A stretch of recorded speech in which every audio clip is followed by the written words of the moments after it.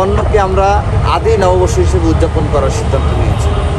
গত বছর বিপ্লবী সাংস্কৃতিক ঐক্য নিজেদের উদ্যোগে এই আয়োজন করেছিল চারুকলায়, এবং এবছর আমরা ডাকসু এবং বিপ্লবী সাংস্কৃতিক ঐক্যের যৌথ আয়োজনে এটি অনুষ্ঠিত হতে যাচ্ছে। আমাদের এটি অনুষ্ঠিত হবে 16ই নভেম্বর, পয়লা অগ্রহায়ণ দিনব্যাপী। প্রথম পর্ব হবে রং তুলিত নবান্ন। দেশবরণের চিত্রশিল্পী এবং চারুকলার সাবেক ও বর্তমান শিক্ষার্থীদের অংশগ্রহণে জুলাই ও নবান্ন থিমের ছবি আঁকা হবে। মোট 15 জন শিল্পী এই পর্বের ছবি আঁকবেন। পর্বটি শুরু হবে সকাল 10টায়। দ্বিতীয় পর্ব আদি নববর্ষ আনন্দযাত্রা, উৎসবের সবচেয়ে আকর্ষণীয় পর্ব এটি। বাংলাদেশের এই যে বিভিন্ন অঞ্চল ভিত্তিক যে সংস্কৃতির চর্চাটা হতো এবং ওই অঞ্চল কেন্দ্রিক যে সংস্কৃতিটা গড়ে উঠেছে তারই একটা প্রেজেন্টেশনটা আমরা দিতে চাই এখানে। আপনারা এইখানে আমাদের থাকবে হাওয়াইয়া, ভাটিয়ালি, আমাদের মুর্শিদি, তারপরে আমরা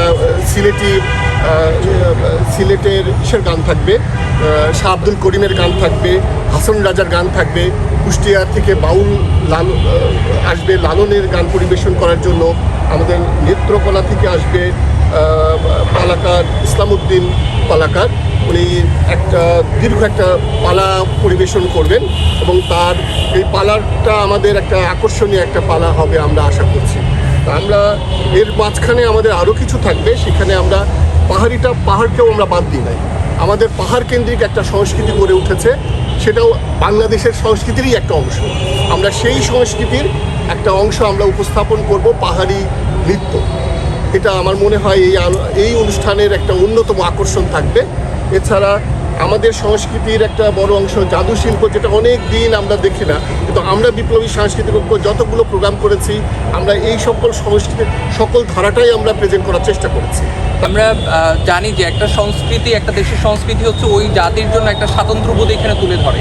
আমাদের বিগত সময়ে ফেসিবাদী আমলে আমরা দেখেছি আমাদের উপর অন্য বিজাতি যে সংস্কৃতি, আকার সংস্কৃতিকে চাপায়া দেওয়ার নানা রকম ষড়যন্ত্র করা হয়েছে, যার মধ্য দিয়ে আমাদের যে দেশের যে গৌরবান্বিত যে সাংস্কৃতিক একটা উৎসব বা আমাদের এই যে খেটে খাওয়া মানুষের জীবনযাত্রা যে তুলে ধরার যে যাত্রাটা, সেটা অনেকাংশেই একেবারে ঢাকা পড়ে যাওয়ার মতো একটা অবস্থানে ছিল।